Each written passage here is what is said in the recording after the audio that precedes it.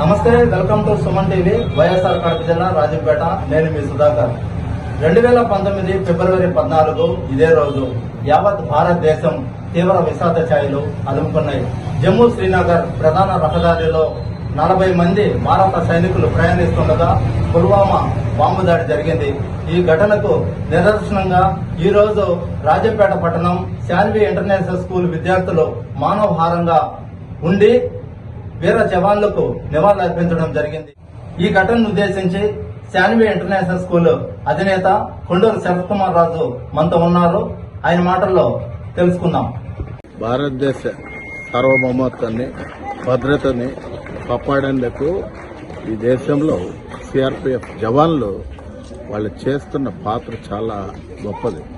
ఇవాళ చూస్తే భారతదేశంలో చాలా సిఆర్పిఎఫ్ దళాలు, భద్రతా దళాలు అనుక్షణం మన గస్తీని చేస్తూ మన దేశాన్ని పరాయి దేశాల దురాక్రమణకు పాల్పడకుండా చాలా కాపాడుతూ వస్తున్నారు.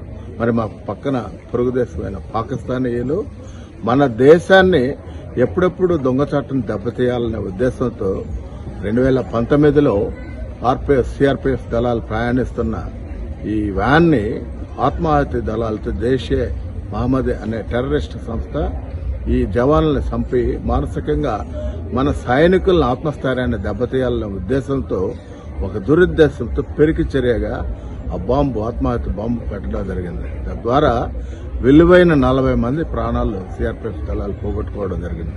ఇది చాలా అమానుషం, దుర్మార్గం, దురుద్దేశంతో చేసిన పని. ఒక శత్రువుని బలమైన శత్రువు ఎదుర్కొని తీరాలి, ఎదుర్కోవచ్చు.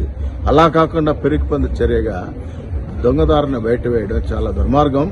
మరి ఈ సందర్భంగా 2019లో ఈ సందర్భం జరిగినాను కూడా ప్రతి సంవత్సరం మనం ఆ రోజుని దుర్దినంగా ప్రకటిస్తూ చిన్న పిల్లల కానించి జాతి యావత్తు కూడా మనం నివాళులు అర్పించాలి. అందుకే ఈ దినం కూడా శాన్వి ఇంటర్నేషనల్ స్కూల్లో ఆ పిల్లలకి ఈ రోజు గొప్పతనం గురించి చెప్తూ మానవహారం కూడా అన్నమయ్య సర్కిల్ వరకు తీసుకెళ్లి వాళ్ళకి గొప్పగా నివాళులు అర్పించడం జరిగింది. వాళ్ళు